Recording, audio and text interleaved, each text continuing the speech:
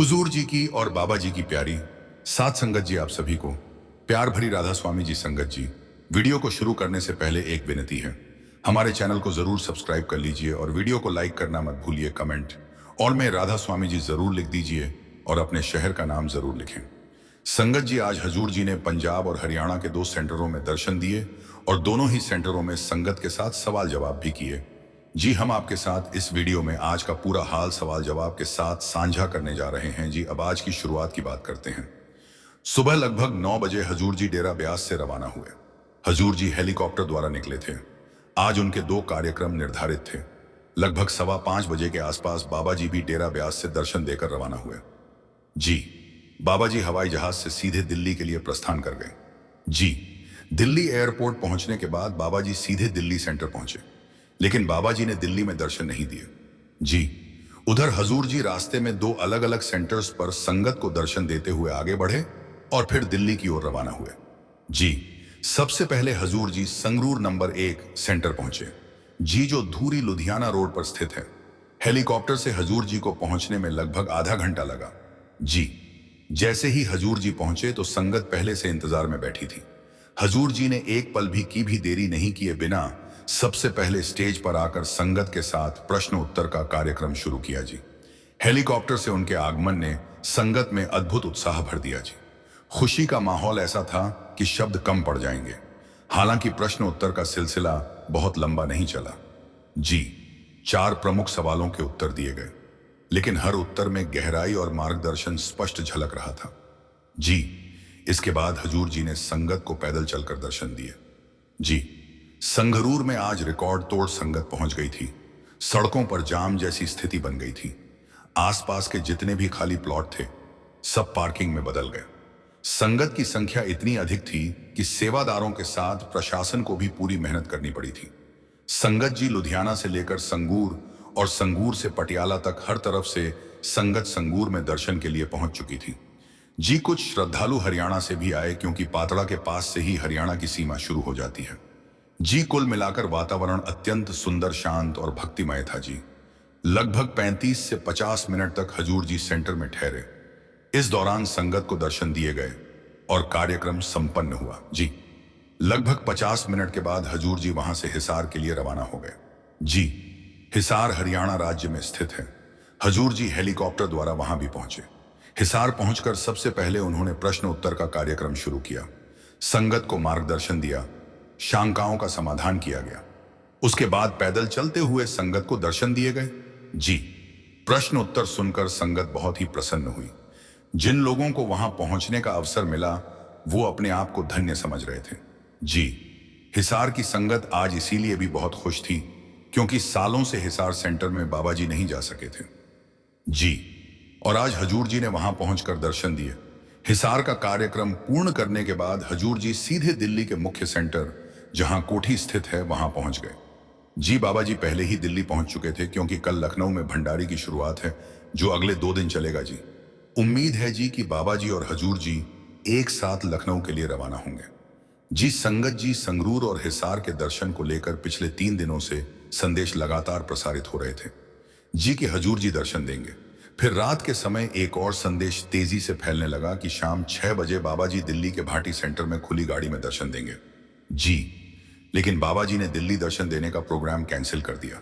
जी, कारण यह था कि अभी 1-2 सप्ताह पहले ही बाबा जी ने दिल्ली में दर्शन दिए थे और आश या है बात है कि अगले सप्ताह दिल्ली में भंडारा भी निर्धारित है।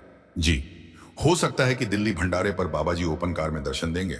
अक्सर ऐसा होता है कि कोई संदेश तेजी से फैल जाता है, लोग उत्साहित हो जाते हैं, परंतु जब स्थिति स्पष्ट की जाती है तो कार्यक्रम रद्द कर दिया जाता है। अब आइए आज हजूर जी के जो प्रश्न उत्तर हुए हैं उनमें से कुछ आपके साथ साझा करते हैं। जी, संगत जी, सबसे पहले एक बहन खड़ी हुई और उन्होंने हजूर जी से सवाल किया। वो कहने लगी कि हजूर जी, मेरा पढ़ाई में मन नहीं लगता। यह सुनकर हजूर जी हल्का सा मुस्कुराए, फिर प्रेम से फरमाया कि बेटा बताओ किस चीज में मन लगता है। तो हजूर जी ने उस बहन को बहुत ही साफ और सीधी बात समझाई। हजूर जी ने फरमाया कि बेटा, जब हम इंस्टाग्राम या फेसबुक चलाते हैं तो हमें बोरियत नहीं होती। घंटों निकल जाते हैं और हमें पता भी नहीं चलता। उस समय तो हमारा मन खूब लगता है। फिर आगे उन्होंने गंभीरता से समझाया जी कि जब तक हम अपने पैरों पर खड़े नहीं होते तब तक हम इन चीजों के मोहताज बने रहते। अगर अभी थोड़ी मेहनत कर ली, थोड़ा कष्ट सह लिया, तो आगे पूरी जिंदगी आराम और आदर से गुजर सकती है। लेकिन यदि अभी मेहनत से जी चुराया तो फिर सारी उम्र दूसरों पर निर्भर रहना पड़ेगा। हजूर जी ने आगे पूछा, क्या हम पूरी जिंदगी किसी की गुलामी करना चाहते हैं? यह सुनकर वो बहन तुरंत कहने लगी कि नहीं हजूर जी, मैं ध्यान रखूंगी। अब पूरी कोशिश करूंगी कि मेहनत से पढ़ाई करूं।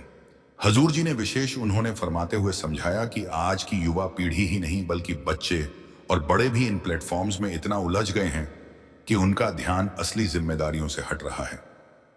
इसीलिए जरूरी है कि हम इन चीजों से संतुलित दूरी बनाना सीखें। अपने सत्संगों में भी हजूर जी सोशल मीडिया का कम से कम इस्तेमाल करने की सलाह देते हैं। जी। इसके बाद एक और भाई ने खड़े होकर निवेदन करते हुए हजूर जी से सवाल किया। इस भाई ने कहा कि हजूर जी, हमें नामदान की कृपा दीजिए। वो भाई आगे कहने लगा कि अभी हमारी उम्र नामद की नहीं हुई है, पर कृपा करके जल्द से जल्द नामदान दे दीजिए। अब हजूर जी ने बड़े ही प्रेम और धैर्य से फरमाया। जी, हजूर जी ने फरमाया कि बेटा, सबसे पहले हमें अपनी नींव मजबूत करनी होती है। जब नींव पक्की होगी तभी इमारत टिकेगी। हमें पहले अच्छा इंसान बनना है। जब हम उस योग्य बनेंगे तभी नामदान की प्राप्ति होगी। हजूर जी ने आगे फरमाते हुए कहा कि हमें अपने आप को उस लायक बनाना है, पढ़ाई पर ध्यान देना है, अपने चरित्र को संवारना है। फिर इस भाई ने फिर से पूछा कि हजूर जी, अच्छा इंसान कैसे बन सकते हैं? हजूर जी ने फरमाते हुए समझाया, इंसानियत के जो मूल सिद्धांत हैं उन्हें समझो और अपनाओ। किसी का दिल मत दुखाओ, अपने हिस्से की जिम्मेदारी ईमानदारी से निभाओ, हर काम में सच्चाई और नेकी का प्रयास करो। फिर आगे एक बहन खड़ी हुई और थोड़ी सी घबराई हुई आवाज में हजूर जी से सवाल करने लगी। कहने लगी कि हजूर जी, मुझे डर लग रहा है। अब हजूर जी ने मुस्कुराते हुए पूछा, क्या हुआ बेटा?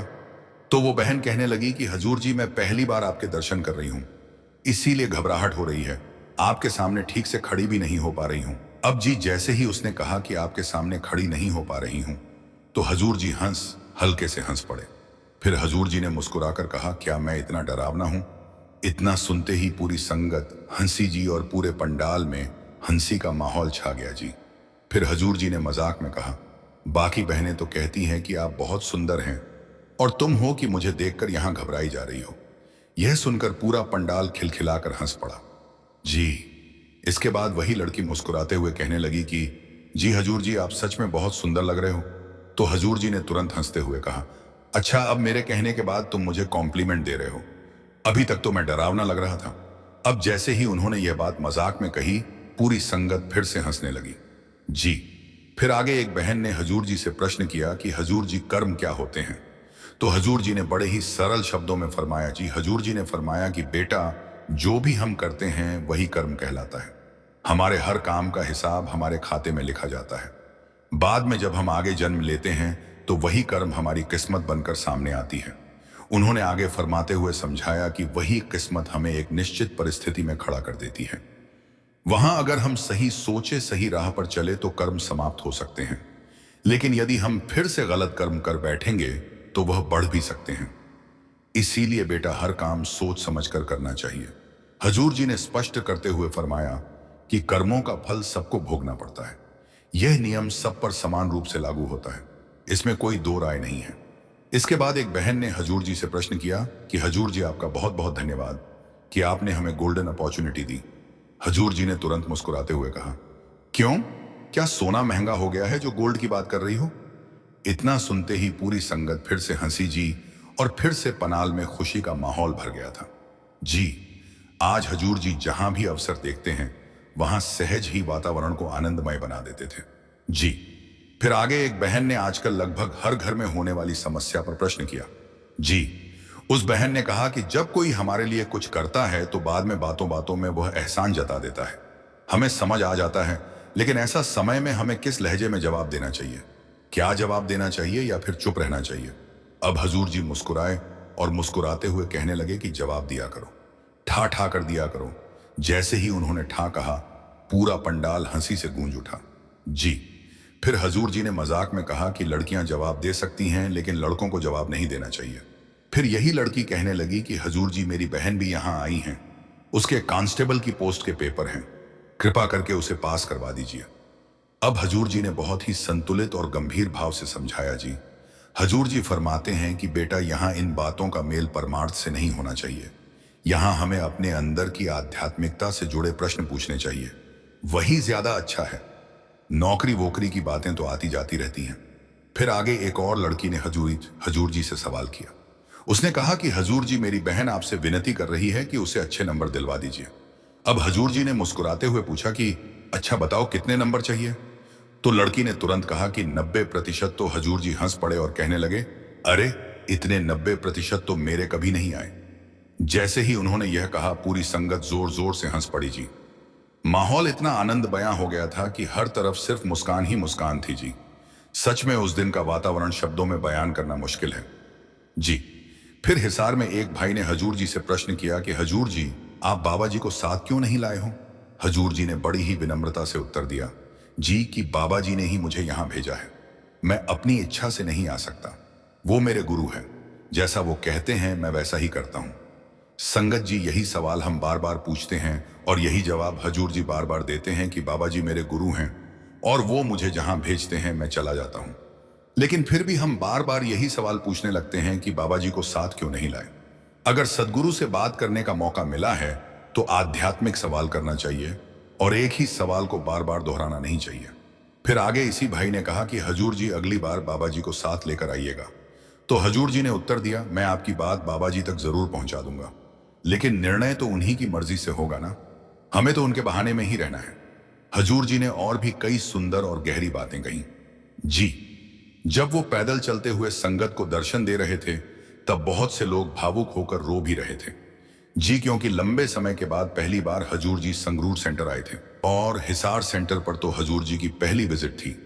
भीड़ इतनी ज्यादा थी, इतनी अधिक थी कि संगरूर और हिसार दोनों ही क्षेत्रों में ट्रैफिक जाम की स्थिति बन गई थी जी। लोगों को निकलने में एक एक घंटे तक इंतजार करना पड़ा जी।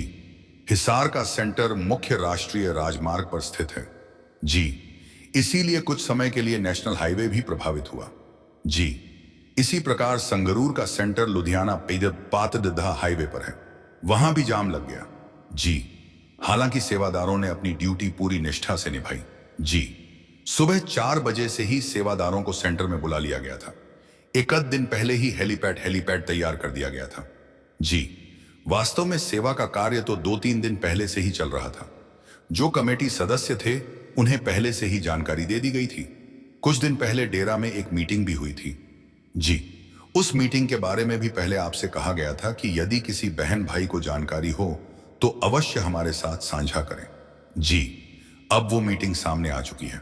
पहले ऐसी बैठकों में बाबा जी स्वयं मार्गदर्शन देते थे, लेकिन इस बार 23 फरवरी 2026 को हुए देश भर के सभी सेंटरों के सेक्रेटरी साहिबानों से मीटिंग में हजूर जी ने ही सभा को संबोधित किया जी। अब हम वही बातें आपके साथ साझा कर रहे हैं जी, कृपया ध्यान से सुनिए जी। हजूर जी ने कहा, आप सबको बहुत बड़ी जिम्मेदारी सौंपी गई है। जहां भी आप सेवा कर रहे हो वहां अपने मास्टर को सामने रख रख कर सेवा करनी। आपकी सेवा में ही मास्टर का चेहरा झलकना चाहिए। आपका व्यवहार उनकी शिक्षा को दर्शाता हुआ होना चाहिए। हजूर जी ने आगे कहा कि आपका हर कदम मर्यादा, विनम्रता और अनुशासन से भरा होना चाहिए। आपके आचरण में यह गुण साफ दिखाई देने चाहिए। हजूर जी ने विशेष रूप से कहा कि सेवा में अहंकार का कोई स्थान नहीं है। जहां सेवा है वहां मैं और मेरी नहीं होनी चाहिए। सेवा के भीतर होम में या घमंड की जरा भी जगह नहीं होनी चाहिए। हजूर जी ने आगे फरमाते हुए कहा कि बहुत ही गहरी बात समझाई। उन्होंने कहा, यदि हम सेवा पद, प्रतिष्ठा या पहचान पाने के लिए करते हैं तो वह सच्ची सेवा नहीं है। सेवा हमेशा निस्वार्थ भाव और विनम्रता से होनी चाहिए। उन्होंने आगे स्पष्ट किया, सेवा केवल औपचारिकता या दिखावे के लिए नहीं होती। सेवा सदैव संगत की सुविधा और भलाई को ध्यान में रखकर की जानी चाहिए जी। इसे कभी भी अपनी निजी हैसियत बढ़ाने या व्यक्तिगत लाभ के लिए नहीं करना चाहिए। फिर आगे हजूर जी ने बाबा जी का उल्लेख करते हुए फरमाया, हजूर जी कहते हैं कि यह जो अवसर हमें मिला है यह बाबा जी ने इसीलिए दिया है ताकि जो कुछ उन्होंने हमें जीवन में सिखाया है हम उसे अपने जीवन में उतार सकें। सेवा के माध्यम से विनम्रता के साथ हमें वही प्रेम और शिक्षा वापस अर्पित करनी है। हजूर जी ने आगे फरमाते हुए कहा कि सेवा का मूल उद्देश्य भजन सिमरन है। हमें यह सेवा इसीलिए दी गई है ताकि हम सच्ची सेवा यानी भजन सिमरन को निभा सकें। यदि हम भजन सिमरन नहीं करेंगे तो हम 84 लाख योनियों के चक्कर में ही उलझे रह जाएंगे।